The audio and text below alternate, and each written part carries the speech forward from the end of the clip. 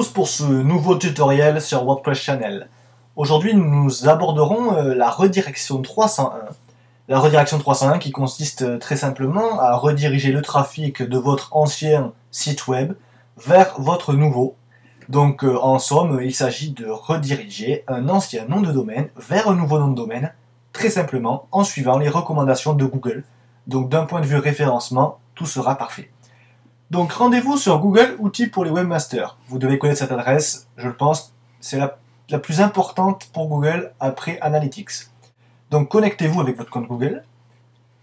Ensuite, il vous suffit de cliquer sur le nom de votre site qui sera concerné par cette migration.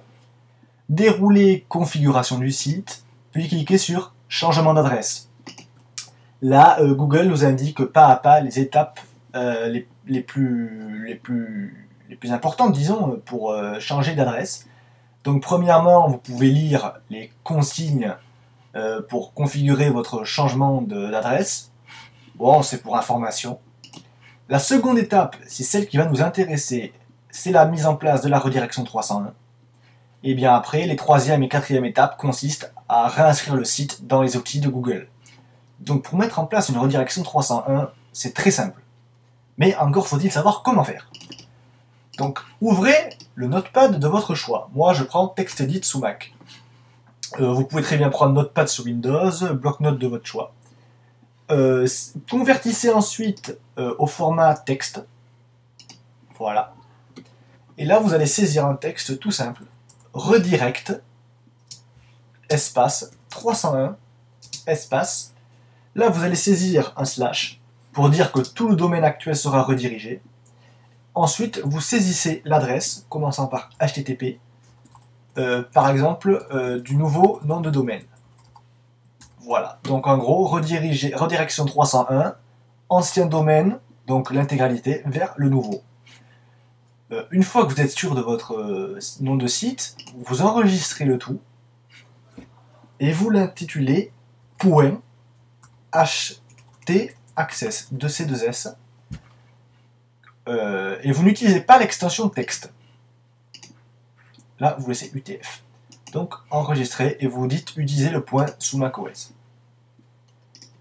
Il se peut, d'ailleurs, il est fort probable que les fichiers cachés, car c'est un fichier caché que nous venons de créer, en point, devant un point, là.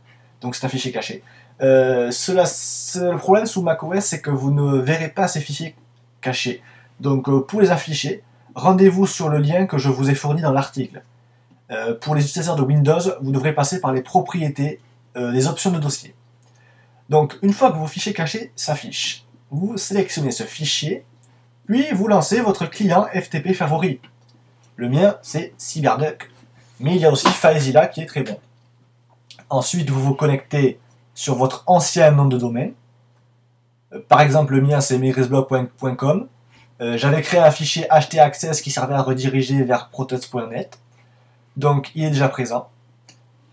Vous êtes à la racine du site, c'est très important. En l'occurrence, ici, c'est http docs, mais ça peut très bien être un dossier du style www pour OVH. Ça dépend du fournisseur, de l'hébergeur que vous êtes. Donc, vous déplacez vers la racine le fichier qu'on vient de créer, en .htaccess. Là, j'efface car j'ai déjà le fichier de créer. Vous vérifiez qu'il n'y a pas d'extension au fichier. J'ajoute que si vous ne voyez pas ce fichier caché, il suffit de l'afficher par la fonctionnalité présentation puis afficher les fichiers cachés. C'est une fonctionnalité que vous retrouverez sous FileZilla ou tout autre client FTP. Et là, il vous suffit de vous connecter à votre ancien nom de domaine qui va être redirigé vers le nouveau si tout a bien fonctionné. Eh bien, voici, c'était la méthode requise pour rediriger tout un trafic. Selon Google, c'est la meilleure en termes de référencement. Donc je vous dis à bientôt pour un nouveau tutoriel sur WordPress Channel et que la force de WordPress soit toujours avec vous.